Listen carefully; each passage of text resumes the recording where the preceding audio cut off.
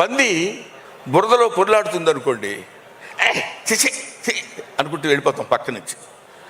అదే ఒక చిత్రకారుడు పంది బురదలో పొర్లాడుతున్నట్టు చిత్రలేఖనం వేసి ఫ్రేమ్ కట్టించి అక్కడ పెట్టాడు అనుకోండి, నిలబడి చూస్తాం. అది కళకి నిజానికి ఉన్నటువంటి తేడా.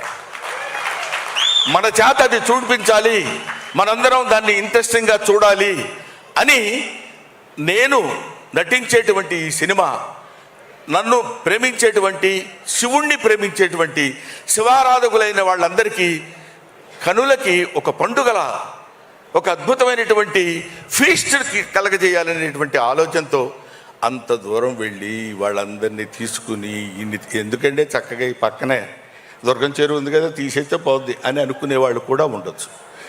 అనుకోవటం గురించి మనం మాట్లాడద్దు. లెట్ దెమ్ అనుకోవటం వాళ్ళ వంతు, పడటం మన వంతు అనుకుందాం. కానీ వీటన్నిటినీ చూసేవాడు ఒకడు ఉన్నాడు అనుకోవటం మన వంతు, మన అందరి వంతు. కాబట్టి వీ డూ అవర్ జాబ్. భగవద్గీతలో చెప్పినప్పుడు మన పని మనం చేసుకుంటూ వెళ్ళిపోతాం.